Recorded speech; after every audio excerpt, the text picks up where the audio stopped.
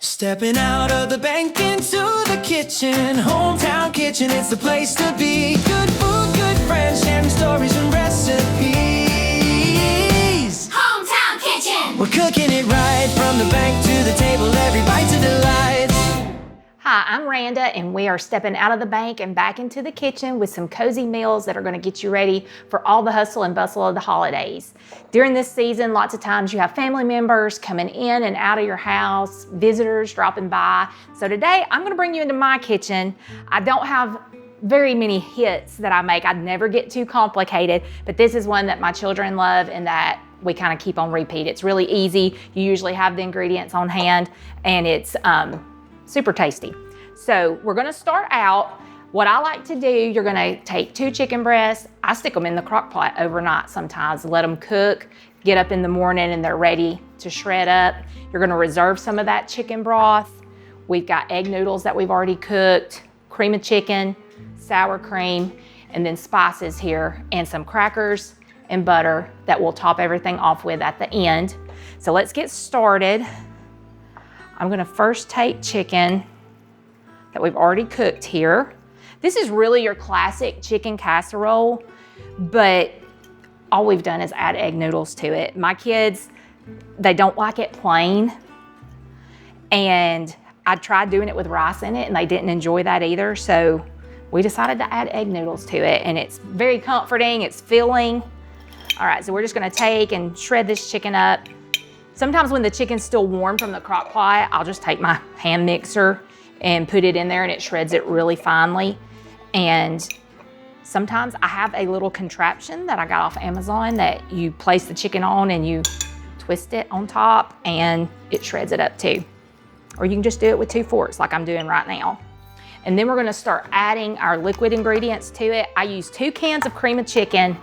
If you have picky eaters like I do at home, I am known to pick out the little pieces of chicken in the cream of chicken, but you do not have to do that, and I'm not gonna do that today. You can take this and you can mix up if you maybe only have 1 can of cream of chicken and you have a cream of mushroom or a cream of celery in your pantry, you can always replace one of these with another type of cream of soup, unless you have a picky eater, and they will notice the difference. So 2 cans of that. You want this mixture to be a little bit more liquidy than your normal chicken casserole, just because you're gonna add noodles to it and those will soak up a lot of the moisture in the casserole. And then we're gonna take an 8-ounce sour cream. So we're gonna give this a good mix.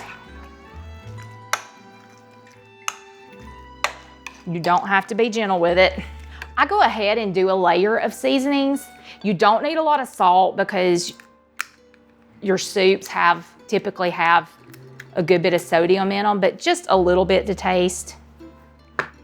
Plenty of black pepper. And then onion powder. You don't have to go easy on it. Garlic powder. And I don't do it every time, but my bunch, my husband and my daughters, they like it with, and I don't want everybody to think that I'm just leaving out my son Connor, but he is a picky eater that lives off of cheese quesadillas and chicken fingers. So he does not partake of this, but the girls and my husband, they enjoy Cajun seasoning in pretty much anything. So I add a little bit of that in here just to give it a little bit of a kick. And then we're gonna start adding in our egg noodles. You're just gonna get a package of egg noodles. You can use the white egg noodles, the dumplings, any of those. And then you're gonna get this mixed up well. And then I believe in taste testing. There is nothing in this that isn't pre-cooked. So you'll just take and just dip a finger in there and make sure you have enough salt, pepper, and all your seasonings in there. And like this right now, this is a little too dry. So we reserved some of that chicken broth from earlier. We're gonna add that in here. The first sign of the season of fall and the holidays coming is we like to do bonfires. We have, my cousin that lives down the road from me has a fire pit. My sister has a fire pit. We have a fire pit, and so we kind of take turns, and that first roasted hot dog over the fire and the s'mores, that means it's time for the weather to change, and that means it's time for that the holidays are coming. I'm looking really forward to this holiday because I have just become a rah-rah.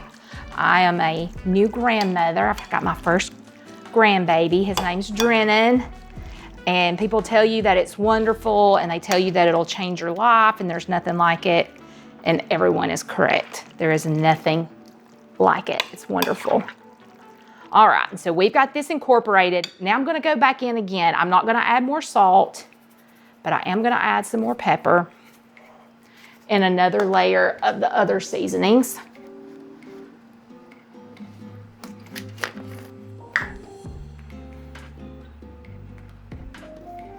You just don't want it to be bland. Just a little bit of that.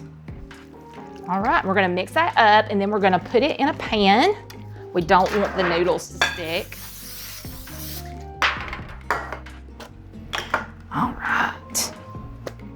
I'm just gonna take and dump all that in there. You're just gonna spread that out.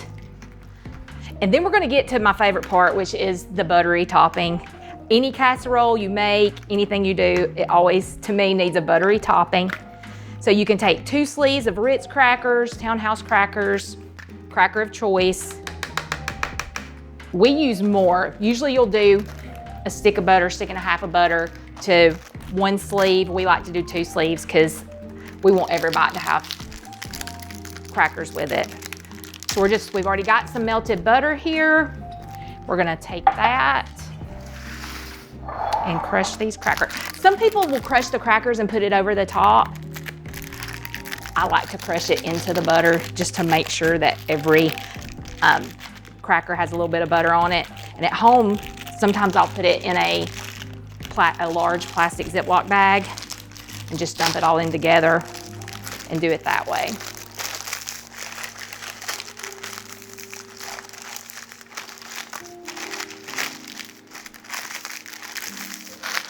While we're doing this, you want to make sure that your oven's preheated to 350.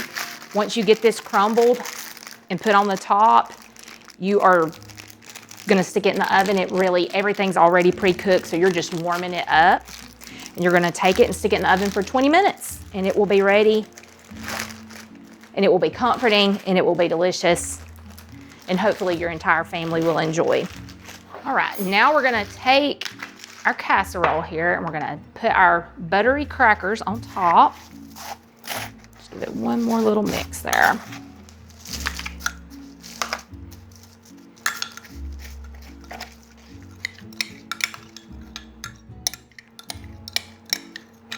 All right, we're gonna spread that out.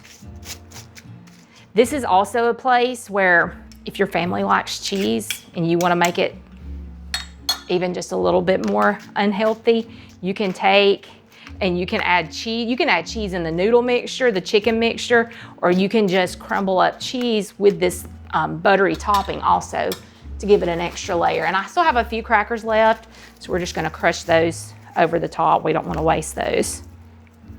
Then we're gonna take that, we're gonna pop it in the oven for 20 minutes, and then we'll be ready to eat.